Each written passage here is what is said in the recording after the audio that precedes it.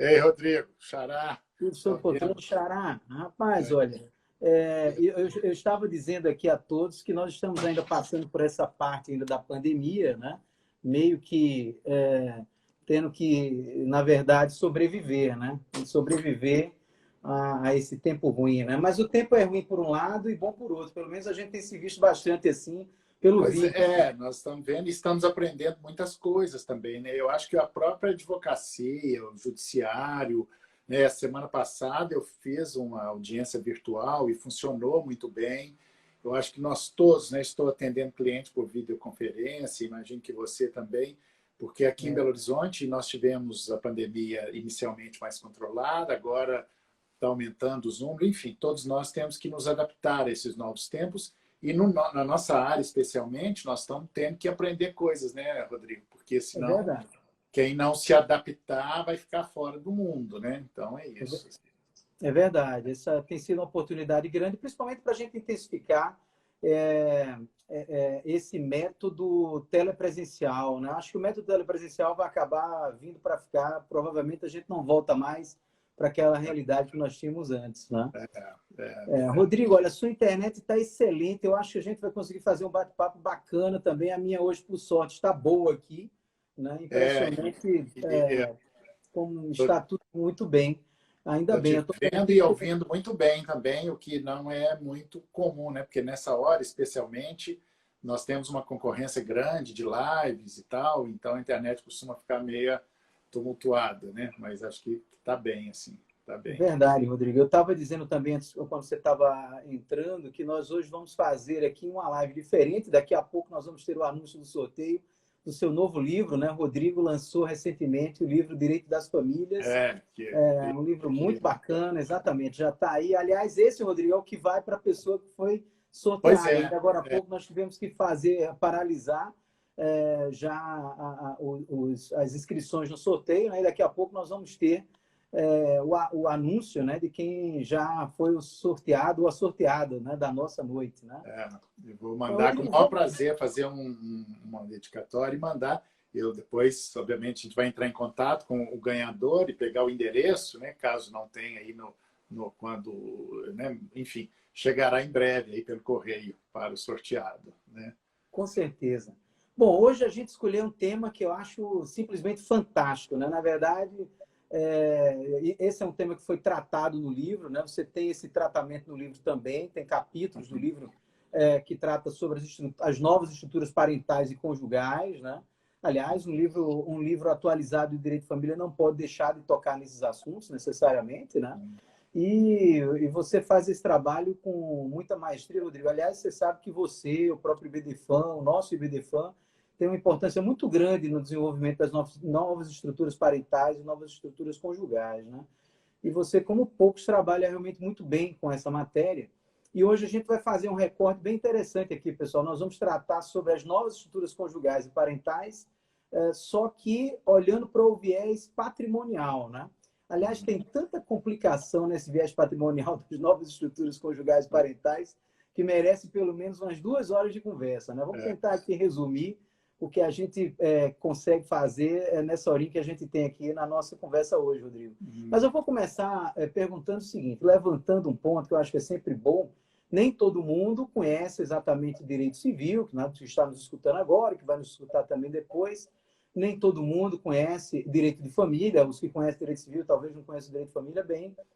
Eu acho importante a gente começar o nosso bate-papo com os conceitos, né, das estruturas, dessas novas estruturas que são as estruturas parentais e as estruturas conjugais, essas novas estruturas parentais e conjugais, né? É. Portanto, eu acho que era bom você fazer esse primeiro esclarecimento, né? Pois é, eu estou falando essa expressão, que é um conceito que eu busquei na psicanálise, falar de estruturas, porque a família, segundo Lacan, é uma estrutura psíquica, né? Então, e para entender o conceito de família hoje, que é bem diferente do passado, nós temos que pensar na família como estrutura. E dentro dessa estrutura, nós temos o viés da conjugalidade e o viés da parentalidade. Para entender o direito de família hoje, é preciso ver por esse ângulo, né? Porque desde a década de 90, mais ou menos, Rodrigo, que ainda quando se discutia culpa e a mulher era considerada culpada, perdia a guarda do filho, e aí os psicólogos vieram e começaram a fazer laudos para dizer, e chegava e dizia o seguinte: olha, essa mulher pode não ser uma boa esposa nesse sentido da moralidade, mas ela é uma ótima mãe. E foi aí então que começou a separar conjugalidade de parentalidade. Ela podia ser uma ótima mãe e uma péssima esposa, ou o contrário. E aí começamos a buscar elementos da psicanálise. E hoje, para pensar o direito de família, nós temos que ver assim as famílias conjugais e as famílias parentais.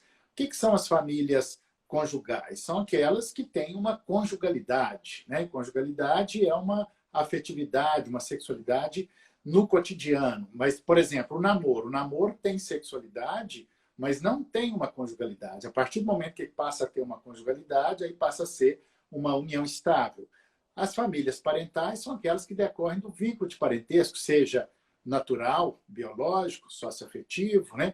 Exemplos de famílias parentais. As famílias monoparentais, que foi quando a Constituição de 1988 falou disso, né? As famílias, aqueles que estabelecem um vínculo de parentesco. E depois, com a evolução do direito de família, esses vínculos de parentesco se ampliaram e hoje os exemplos dessas novas estruturas parentais são a multiparentalidade, a socioafetividade, né? Tudo isso, a coparentalidade, né?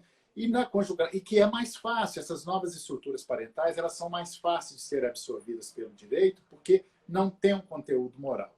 Já na conjugalidade é mais difícil, como nós vamos ver, porque não só porque envolve questão patrimonial, quer dizer, na parentalidade envolve também, mas é porque na família conjugal tem um conteúdo moral que é complicado, que é mais difícil. Então, exemplos de famílias conjugais, o casamento, que é uma família tradicional, né? A única diferença que tem é que ela deixou de ser um monopólio da heteroafetividade. Depois nós temos a família constituída pela união estável, hétero ou homoafetiva, as famílias, e aí começam os problemas, e aí nós vamos falar aqui de problemas, né? Que são as famílias que se constituem paralelamente à outra, ou seja, as famílias simultâneas. E também as famílias poliafetivas.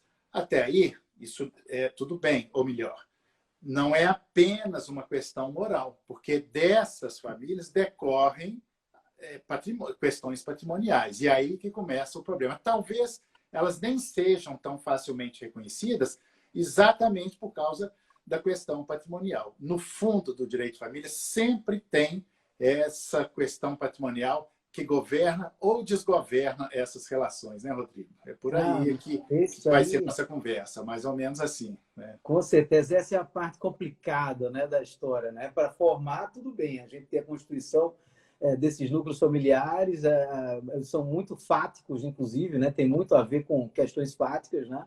Mas depois, quando envolve o patrimônio, a gente acaba passando por situações realmente inseguras, né? Mas eu vi que você, na explanação, você tem essa capacidade de ser didático demais e eu sei que isso também se retrata muito no livro, Rodrigo. Você tratou da socioafetividade, da multiparentalidade, da coparentalidade e depois viu mais à frente, na conjugalidade, que os principais focos de discussão patrimonial estariam ali nas famílias simultâneas e na poliafetividade. Né? Uhum. Se der tempo, a gente vai seguir mais ou menos nessa ordem, até para que todo mundo possa nos compreender bem também. Eu acho que essa ordem que você estabeleceu é muito bacana e eu acho que a gente poderia caminhar por aí.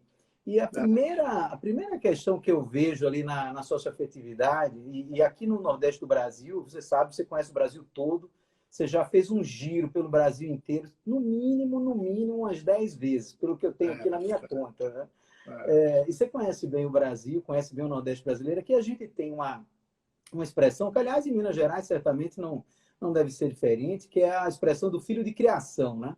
Então, muitas vezes você está ali com a família, ela tem os filhos, digamos assim, não é bom a gente rotular desse jeito, mas os filhos que são naturais ali, que estão convivendo entre eles, entre os irmãos, em relação aos pais, né? E, de todo modo, começa a surgir ali o tal filho de criação, aquele que foi chegando, foi ficando, às vezes, sobrinhos, né? Às vezes filho de um amigo distante que, enfim, abandonou por algum motivo ali atrás. A vida, como ela é bem diversa, né? Não importa muito ali a origem. O fato é que a pessoa foi ficando e, ao longo do tempo, ela essa pessoa parece realmente ser filha, né? E ganha um status de filho. E ao longo também da vida dos pais, digamos assim, socioafetivos, já para a gente entrar no ponto mesmo, eles também não vão lá procurar reconhecer isso vai ficando ali meio que no mundo fático mesmo. E a minha pergunta, que sempre eu acho que é uma pergunta que todo mundo acaba tendo, né? Essa pessoa, do ponto de vista do patrimônio, veja, faleceu os pais socioafetivos, mesmo não tendo reconhecido uma vinculação paterno-filial, materno-filial, haveria possibilidade dessa pessoa ser herdeira, né, dos pais socioafetivos, ainda que não haja o reconhecimento, né? Acho que isso é um ponto, do ponto de vista patrimonial, que nos interessa muito, né? Sim. Interessante o que você falou, Rodrigo, dessa expressão filhos de criação. Aqui em Minas Gerais também nós usamos, até muito pouco tempo, essa expressão, porque não havíamos ainda construído, trazido para o mundo jurídico essa expressão que hoje nós chamamos de paternidade, maternidade socioafetiva, né? Ou seja, parentalidade. Quando a gente fala parentalidade, porque você pode ser pai ou mãe, então a parentalidade socioafetiva, que, aliás, não apenas pai ou mãe, pode ser também, você pode declarar alguém como seu irmão. Uma vez eu já mudei toda a ordem da vocação hereditária ao conseguir uma declaração de que o fulano era irmão das pessoas com quem ele vivia. Ele não tinha herdeiros necessários, então essa herança iria para sobrinhos, e eu consegui essa declaração e mudou todo o rumo da herança da vocação hereditária. Estou dizendo isso para dizer que na parentalidade, né, tem uma questão patrimonial envolvida, mas também lembrando que, como o direito vai evoluindo em suas palavras, algumas vão ficando velhas, vão decaindo, e essa expressão filhos de criação, ela veio e conseguimos uma expressão que a define melhor, que é paternidade ou maternidade socioafetiva. O que é preciso lembrar é que ela tem que ser sempre declarada ou reconhecida, né? Então, para se buscar uma herança ou qualquer questão patrimonial numa relação parental, tem que primeiro ter a prova disso, né? Quer dizer, aliás, isso independente até de ser filho socioafetivo, se for biológico, primeiro tem que ter a declaração. Feita essa declaração, ele entra na vocação da ordem hereditária como um filho qualquer, né? E, aliás, esse foi o grande avanço da Constituição. Não existe diferenças mais entre filhos dessa ou daquela forma. Filho é filho. Então, ele entra na ordem da vocação hereditária como qualquer outro e tem os mesmos direitos de outros. E aí eu emendo para dizer que o Leonardo, que no começo aqui fez uma pergunta e nos instiga a dizer o seguinte, se acabar com a legítima, não acabaria com essa questão patrimonial? Bom, eu acho que não, Leonardo, porque até quero ouvir também a opinião do Rodrigo, porque nós que somos advogados, e eu sou advogada há quase 40 anos, já escutei muitas histórias. As histórias, as consultas que a gente recebe eu descobri agora que eu tenho um filho fora do casamento, como é que eu faço para não deixar a herança ir para ele? Então, quando se você acabar com a legítima, você vai estar arriscando, fazendo uma grande injustiça. Realmente isso é paradoxal, porque também eu tenho que ter a minha liberdade de deixar ou não. Se for só para os filhos do casamento, ok, mas tem situações, assim como os filhos fora, antigamente chamado ilegítimos, né? Que essa designação discriminatória hoje é odiosa, não se pode mais dizer isso. Então tem essa questão, Leonardo, eu não acho que acabaria, não. Não sei qual é a sua opinião sobre isso, Rodrigo, eu gostaria de ouvi-la. E, na verdade, essa questão da legítima, ela tem sempre trazido várias discussões fortes, né, sobre se ela deve acabar. Agora mesmo, não faz muito tempo que a gente vem discutindo no âmbito do BDFAM um projeto de lei sobre o direito sucessório, né, e essa discussão sobre a legítima ela foi muito forte. Eu lembro que acabou passando por discussões muito fortes, né? E a gente precisa... E havia divergência dentro do próprio IBDFAN, né, Rodrigo? Assim, isso é tão polêmico que dentro do próprio grupo que discutia isso era muito polêmico, né? Sem dúvida. Na verdade, nós temos 3 posições. A primeira posição é a que prefere manter a legítima nessa proporção de 50% que a gente tem hoje, né? Existe um outro posicionamento que deveria se caminhar para uma legítima menor ali de 25%, 30%, como você disse, ampliando um pouco mais a liberdade da pessoa, né? Em deixar para quem quiser o patrimônio ali, eventualmente no testamento mesmo, né?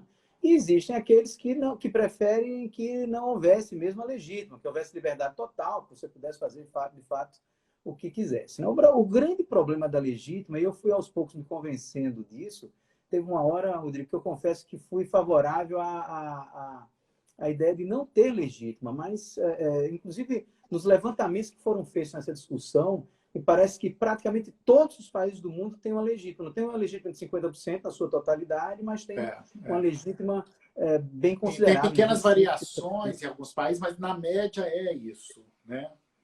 Pois é. E tem a função socioeconômica da legítima, né? A legítima também ela se presta para não deixar nas mãos do Estado, porque se por acaso você não deixar nada, por exemplo, como você disse, para aquele filho de fora ali do casamento, você acaba tendo que fazer com que o Estado cumpra essa ausência, né, do patrimônio dos pais, né, dos ascendentes, enfim, da pessoa que poderia ter deixado alguma coisa para ela. Né? Realmente é uma questão interessante. E dentro dessa perspectiva da liberdade, até há uma questão interessantíssima também aqui na socioafetividade, que diz respeito à doação. Veja bem, você poder, ao longo da vida, né, você está fazendo ali doações, de repente você faz doação para um filho, e sem querer mesmo, até mesmo sem pensar numa repercussão patrimonial dessa, ou jurídico patrimonial dessa, você acaba fazendo uma doação para o filho socioafetivo não reconhecido, e que, em princípio, vai ser tido como um terceiro, porque filho ali, afinal, ele reconhecido ainda não é, né?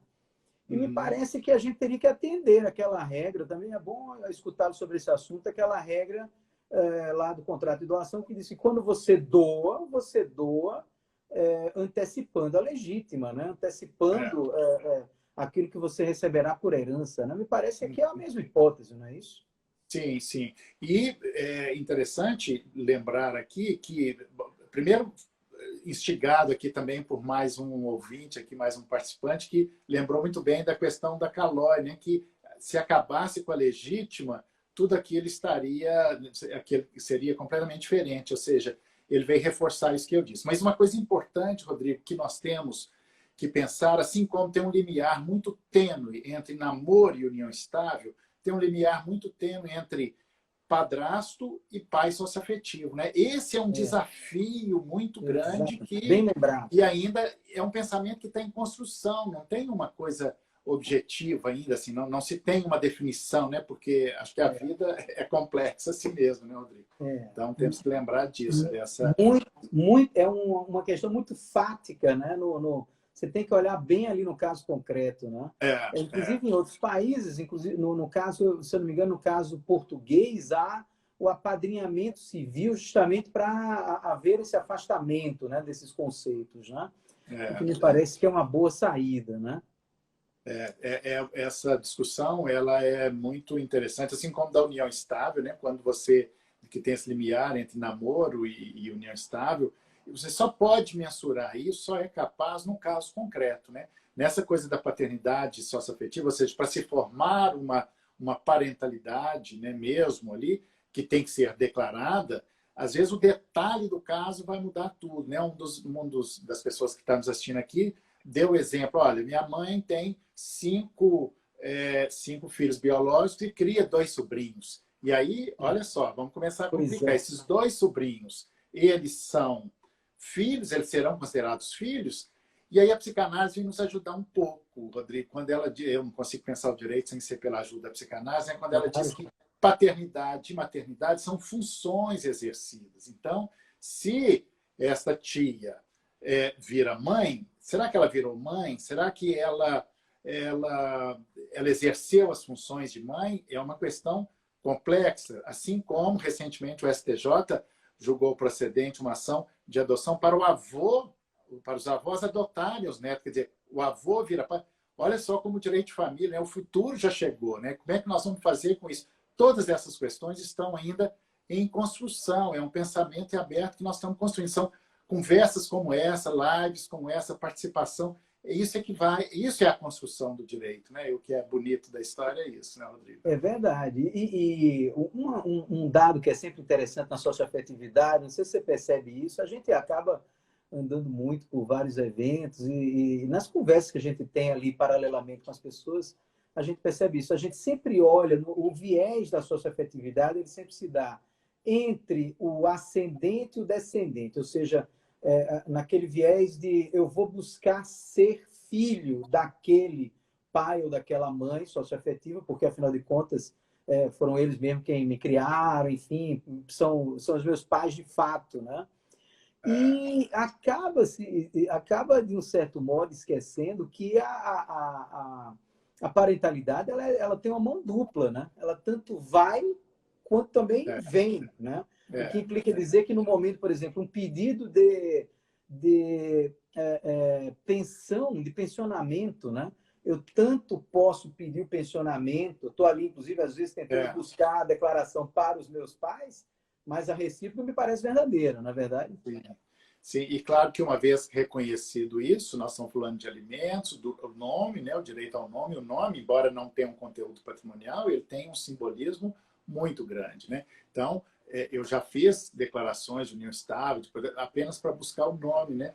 E, bom, mas então, além desse simbolismo, tem os direitos patrimoniais, pensão alimentícia, se for menor ou até se for maior, em um caso de uma situação excepcional, né? E a herança, né?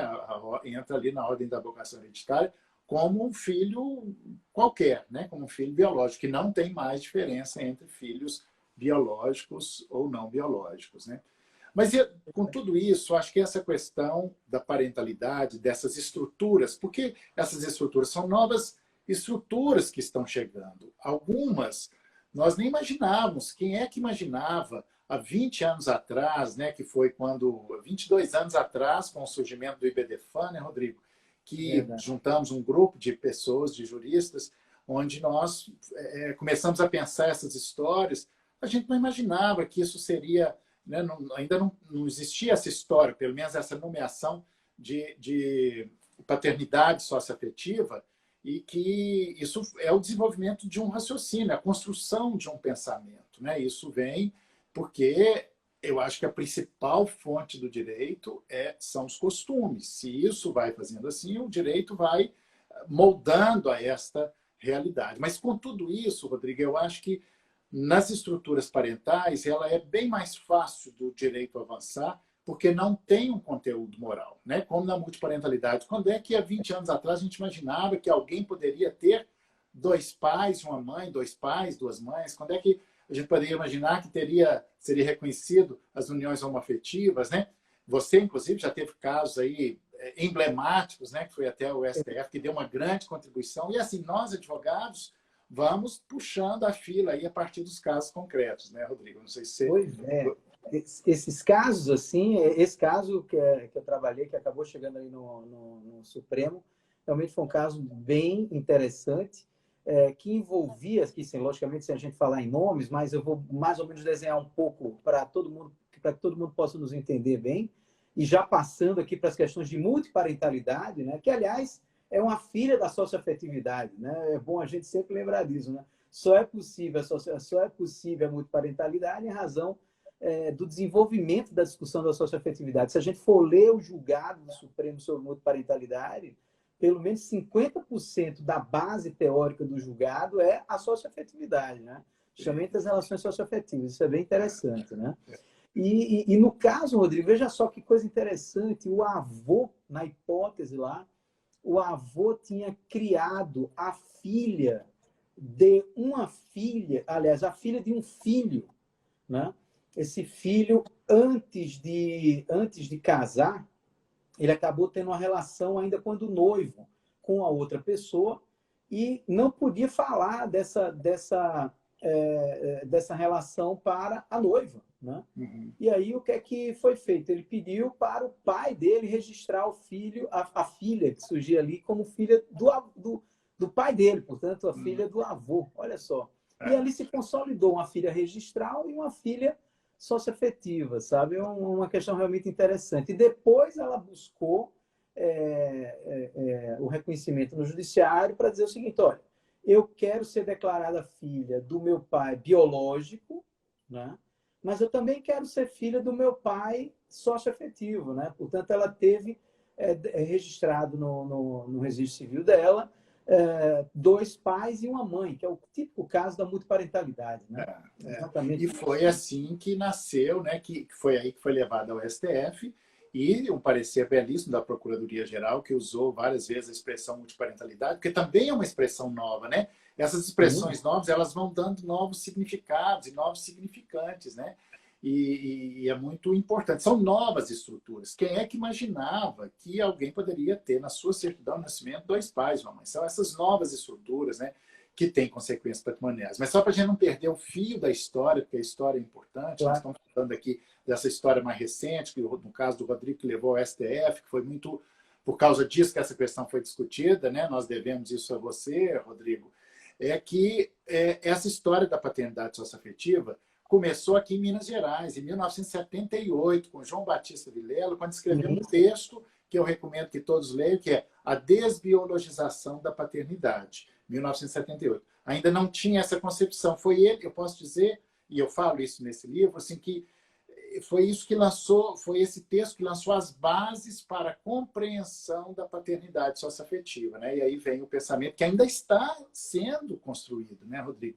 Que é de ver qual a equivalência entre o biológico, não, qual a importância, né? Porque também nós não podemos desprezar o biológico, porque a ancestralidade ela é importante também, né? A genética, ela tem o seu lugar, né? Então nós estamos nesse momento dessa construção desse pensamento. É muito bonito, nós estamos no meio de um processo histórico, estamos vivenciando isso, né? Muito interessante. Construindo e consolidando as terminologias e os próprios conceitos, né? Agora, Rodrigo, sabe o que chama muita atenção das pessoas quando a gente fala sobre multiparentalidade? É essa possibilidade que se tem de ter, você receber uma dupla herança, né? A dupla herança incomoda um pouco, né? Ou seja, será possível mesmo? Não seria melhor até que houvesse uma lei, uma norma expressa dizendo, olha, tudo bem, você vai ser filho, a sua ancestralidade, seus direitos, seu direito humano de conhecer a sua ancestralidade está garantido, mas não seria ético, talvez, eu estou aqui levantando um papo para a gente seguir com ele também. Será que seria ético eu poder pedir dos dois, né? Eu ter duas heranças, né? No começo, os primeiros... Exatamente, Rodrigo, muito bem lembrado, porque os primeiros julgados, uma das defesas era isso, olha, não pode ser pai socioafetivo porque ele já recebeu a herança anterior, porque esse pensamento da multiparentalidade ainda não era possível, era só da paternidade socioafetiva, porque a multiparentalidade é uma evolução no pensamento da paternidade socioafetiva, né? Falo paternidade, mas obviamente maternidade também. Então, os primeiros julgados, eu tive casos que eu já perdi de paternidade, que não consegui há 20 anos atrás, quando não conseguia o reconhecimento disso, que estava muito no início, o argumento principal do julgado era, não, ela já recebeu a herança, não pode, né? Mas acho que hoje, isso para mim já é mais tranquilo, eu não vejo problema algum em receber duas heranças, o problema é não receber nenhuma, né? É igual um filho ter um pai, não tem problema ter dois pais, o problema é não ter nenhum. Então, eu não vejo, eu já refleti muito sobre isso, não acho nenhuma imoralidade nisso, nem falta de ética. Afinal de contas, a vida como ela ele tem dois pais, então vai receber duas heranças. Queria ver sua opinião sobre isso. O que você acha, Rodrigo? Pois é, olha, eu concordo, nesse ponto eu estou de pleno acordo, mas eu tenho uma ressalva em relação às demandas mercenárias, né? Existem questões fáticas que são realmente interessantíssimas. Por exemplo, eu sou filho socioafetivo do meu pai pobre, que sempre me deu muito atenção e sempre me tratou realmente como filho durante 30 anos, 25 anos ali da minha vida, né? E, de repente, o meu pai pobre morreu e eu pedi lá para, normalmente, me habilitei, abri o procedimento de inventário, foi antes reconhecido como filho socioafetivo, né? E depois eu também descubro que o meu pai biológico, que eu poderia, inclusive, estava doente, que eu poderia, inclusive, ajudá-lo, né? Poderia criar um ambiente mais seguro para ele, mais afetivo, enfim. Ele está muito doente, já em estado terminal numa cama, não ajudo nada a ele, mas descubro que ele está deixando uma herança gigantesca, né? E, quando ele morre, eu vou lá e recebi já a herança do meu pai socioafetivo, tá ótimo, não há problema nenhum, não há discussão sobre isso. Mas eu também vou me habilitar para receber a herança do meu pai biológico, pessoa que, embora não tenha me procurado ao longo da vida, não tenha me trazido talvez assim uma aproximação afetiva, mas eu também não quis saber dele, poderia ter ajudado e não ajudei, até poderia ter, não é uma ajuda propriamente financeira, mas uma ajuda humanitária de repente, né? Mas como ele está me deixando uma grana interessante, eu agora vou me habilitar também no inventário dele, né? E vou lá brigar com meus irmãos para isso, né? Essas questões da demanda mercenária, eu acho até que ela tem muito a ver com o que nós trabalhamos no IBDFAN, né? Com a socialidade, com a dignidade humana, com a própria eticidade. Tem muitos conceitos que passam e que, de um certo modo, fere as demandas, os aspectos que estão envolvidos nas demandas mercenárias. Essa é a única ressalva que eu faço aqui na multiparentalidade do ponto de vista hereditário, sabe? Pois é, esse caso dá pano para manga, né? Mas como diz a Eliana Justo, que é do IBDFAN, lá do Rio Grande do Sul, a Eliana, ela falou o que eu queria dizer, cada caso é um caso, né? Porque, na verdade, na análise do caso concreto, você pode desenvolver um raciocínio dizendo isso, né? Mas tem razão, ou seja, não existe uma verdade absoluta, né? E o direito é isso, porque se fosse tão estático, nem precisaria de nós. Bastaria né, com a tecnologia aí toda à disposição, alguém julgaria isso, né? Mas é muito, muito interessante isso, assim, como a vida é palpitante, né? O justo, às vezes, é relativo, né? Pode ser relativo e relativizável, né? E essa é uma questão dura, né? Porque quem vai decidir isso no final é o próprio juiz do caso concreto, não tem um balizamento, né, dado pela nossa norma a respeito do assunto, né? Isso é interessante. Mas aí entram vários outros elementos, né, da boa-fé, objetivo da dignidade, são muitos elementos, novos elementos, inclusive, que são novos, né, para o direito, a boa-fé objetiva, né, acho que no caso concreto. Mas eu acho que eu interrompi o seu raciocínio, Rodrigo. Não, e que são elementos, inclusive, muito caros para todos nós, né? Nós lutamos muito, inclusive, dentro do próprio IBDFAN, para o fortalecimento desses conceitos também, né? Isso é muito interessante. Isso, eu acho que ao longo do tempo a gente vai encontrar uma baliza melhor para essa discussão. O fato é que, na regra geral, vai receber a dupla herança e vai se excepcionar apenas nessas hipóteses em que houver uma afronta, né, a esses princípios que a gente tem trabalhado, né? Digamos assim, no modo residual, né? Inclusive, ainda agora há pouco eu estava vendo aqui para Patrício Lobo, que é um grande amigo que está nos acompanhando aqui. Ele justamente levantou esses dois pontos que você tratou, da eticidade e da quebra da boa-fé objetiva aqui nas relações de família, né? Isso é bem interessante também. E que perpassa todo o direito civil, inclusive, né?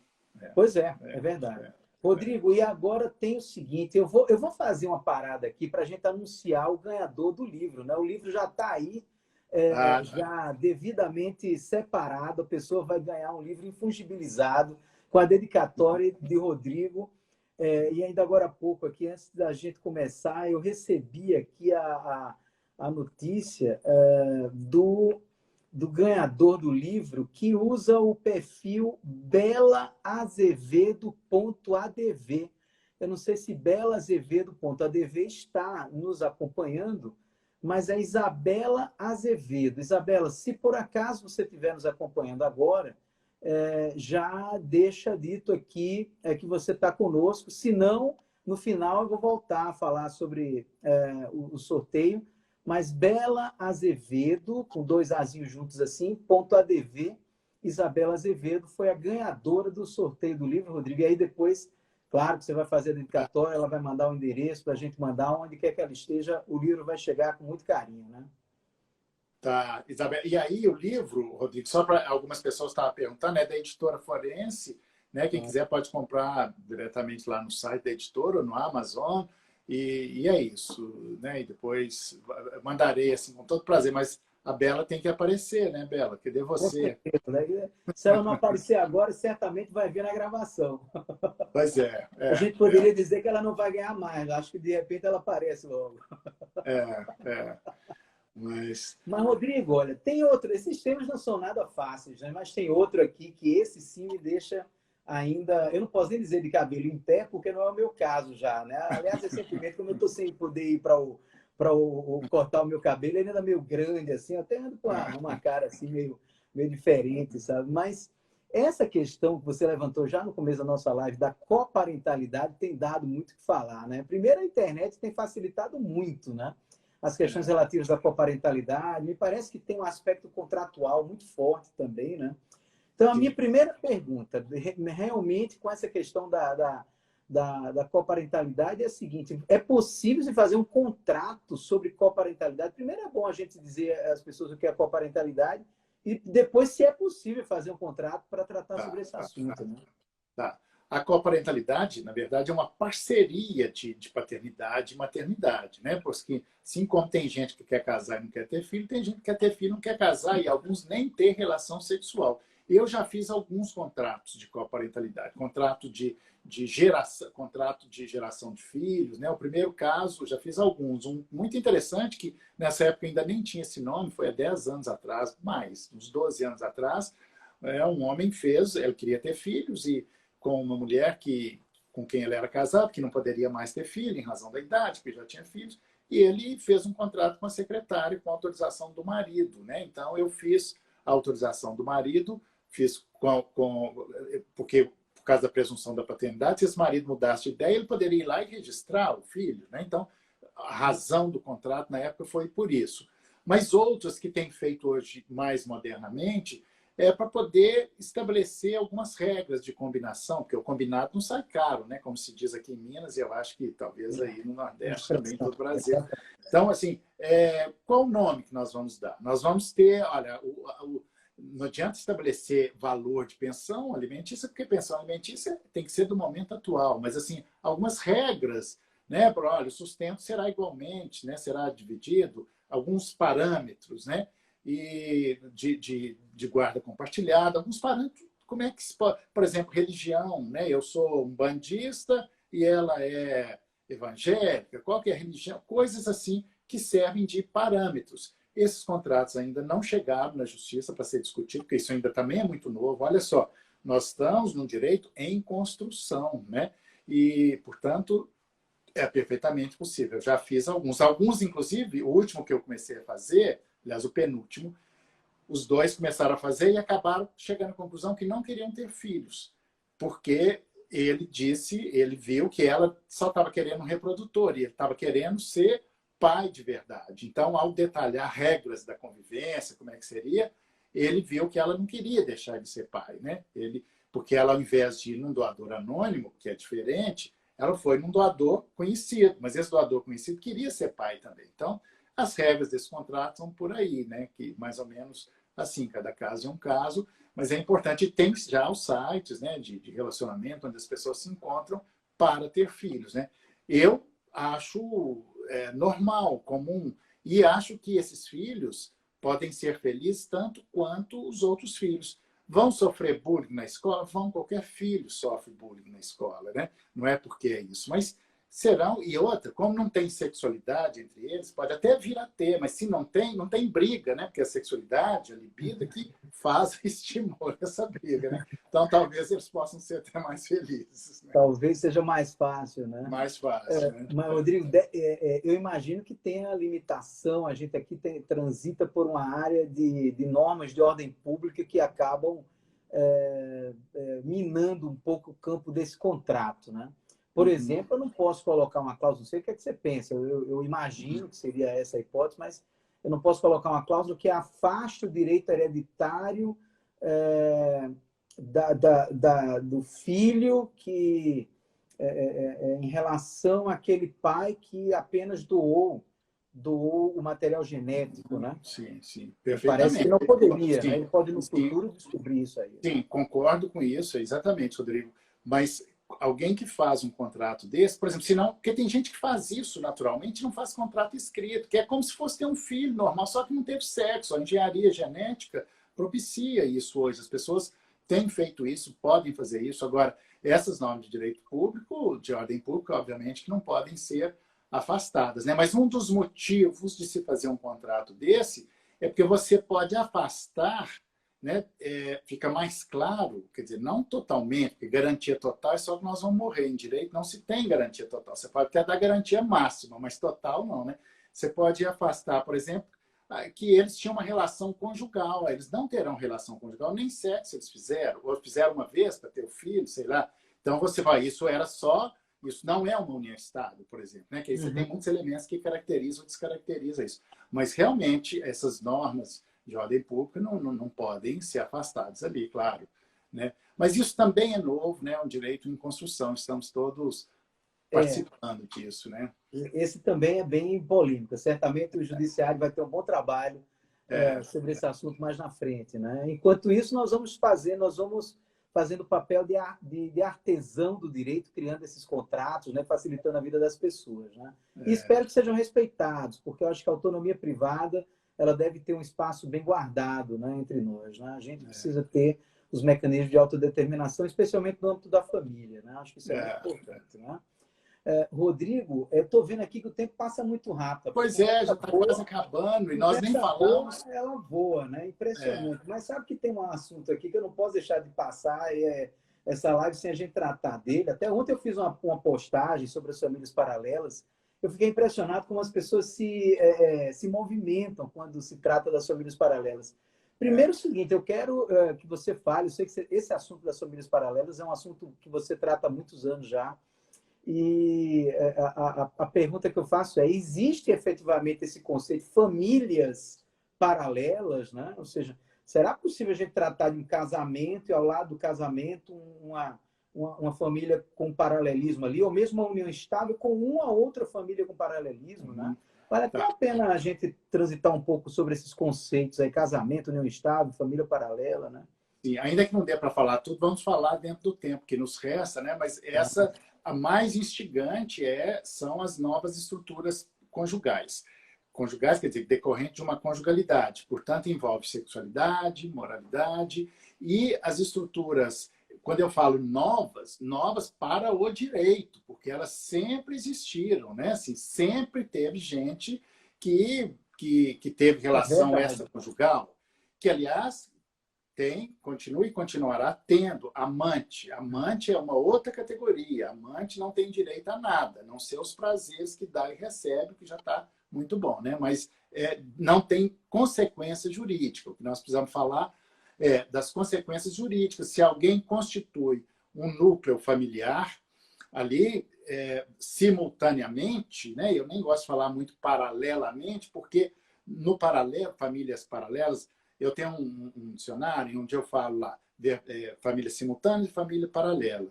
Eu coloco os dois verbetes, mas depois que eu escrevi que eu comecei a pensar e passei a usar mais família simultânea, porque paralela, você pensa de duas retas que nunca se encontram. E essas famílias, em algum momento, elas se encontram, nem que seja na fila do INSS para receber a pensão lá. E nesse momento tudo se descobre, né? Ou durante o velório, né? Às vezes durante o próprio velório. No velório, Às vezes, o velório é antes da coisa.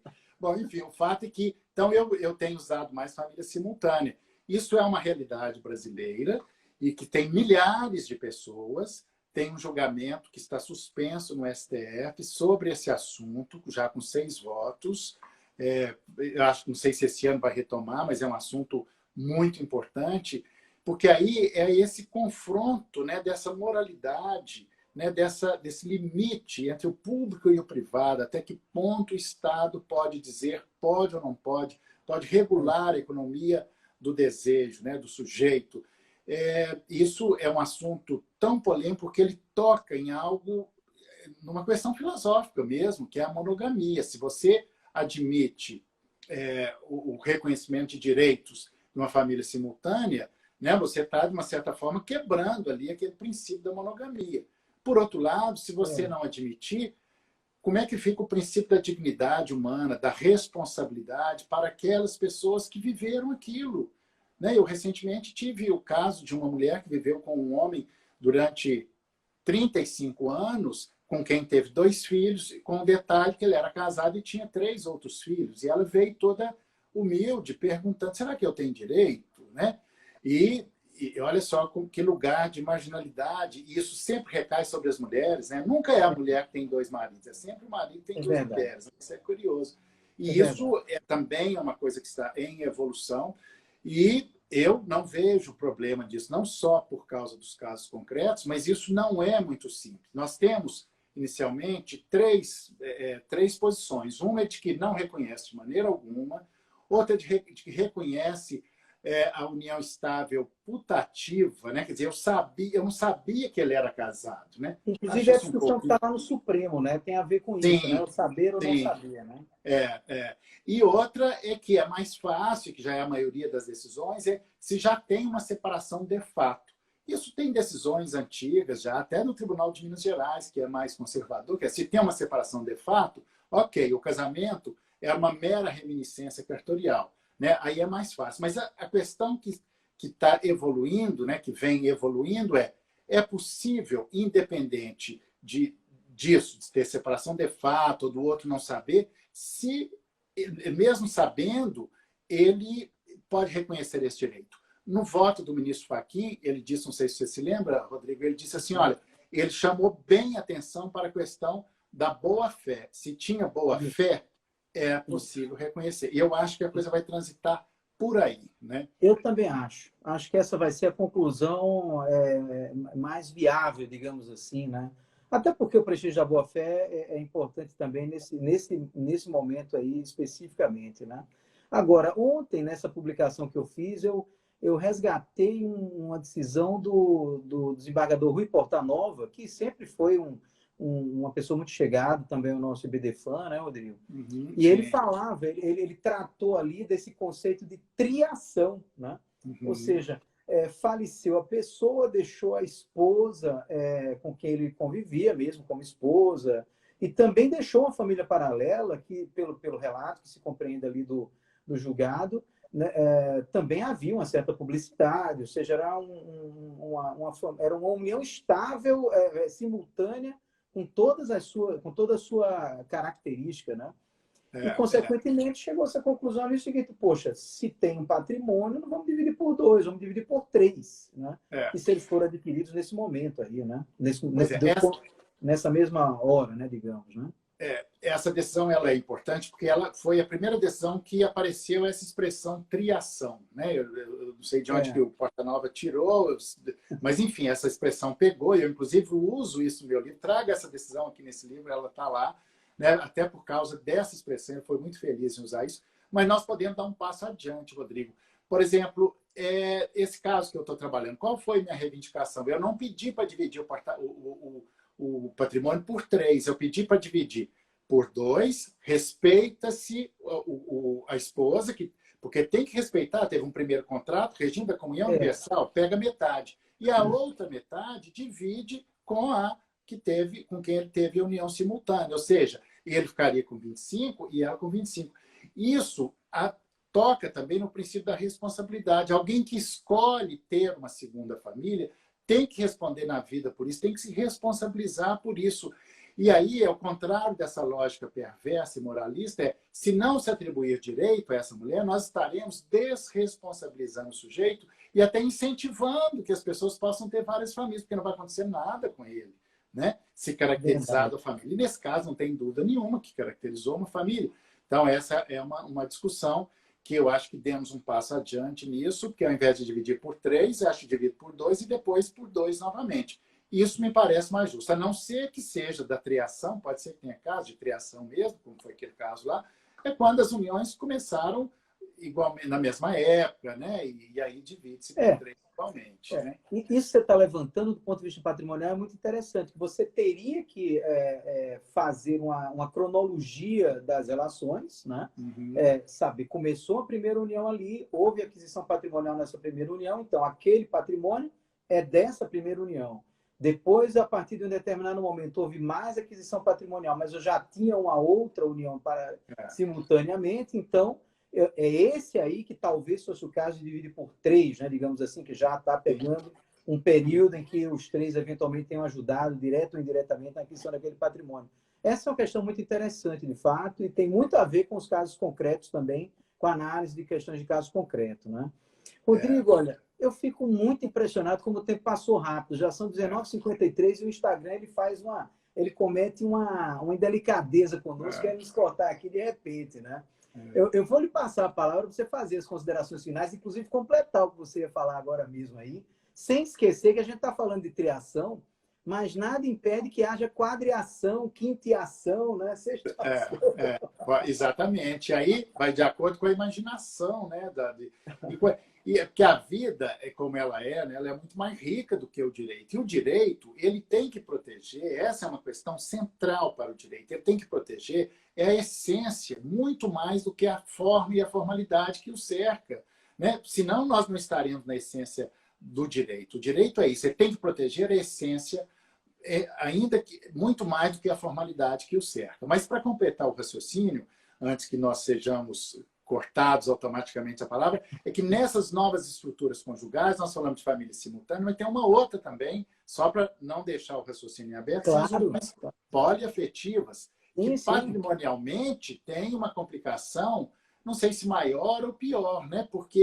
Do que as uniões simultâneas. Porque na união poliafetiva, que é diferente da simultânea, que são núcleos distintos, às vezes um sabe, outro não sabe, e na poliafetiva não tem enganação nenhuma. Então, os três ali escolheram. Eu já fiz contrato de união Jogo poliafetiva, aberto, né? Jogo aberto, né? Então, ali fica muito claro. É conveniente fazer um contrato para deixar muito claro isso, porque o combinado não sai caro, né? Então, é mais uma forma é uma nova estrutura. Quer dizer, nova para o direito, e nem tão nova porque já tem alguns anos e as pessoas começaram a fazer tanta escritura de união poliafetiva que o CNJ até proibiu. Por que o CNJ proibiu? Porque a toda lei existe um desejo que lhe contrapõe. Então, como diz Freud, então teve que proibir porque o CNJ, inclusive, agiu como censor da moralidade e recomendou aos cartórios que, no dia 28 de junho de 2018, recomendou não fazer mais escrituras de união poliafetiva.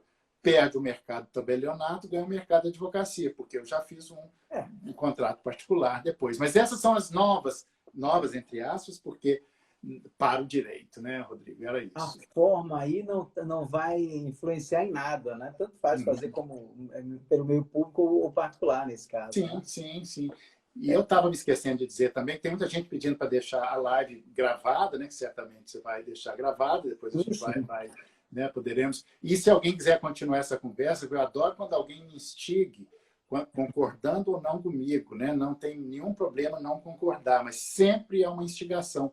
Pode falar comigo aqui nesse Instagram, né, que é Rodrigo da Cunha Pereira, né, e onde nós podemos continuar essa conversa depois. Né? Sem dúvida nenhuma. Rodrigo, olha, puxa vida, que papo bacana, viu? Só questão de alto nível, né? Impressionante como realmente as novas estruturas parentais e conjugais, elas trazem questões novas demais, questões muito instigantes, que a gente ainda vai passar por elas ali nas discussões judiciais. Foi muito bom a gente fazer essa live desse jeito. E olha, eu vou lhe falar, caberia talvez uma live só sobre as questões patrimoniais na poliafetividade, sabe? Porque eu fico pensando, imagina só o cara que vai viver em poliamor, de repente ele separa de ou ele ou ela separa de um e vem outro, compor ali o relacionamento a 4, por exemplo, a 3. Puxa vida, isso vai causar muito problema patrimonial. A gente tem que estar atento e fazer contrato bem feito, hein?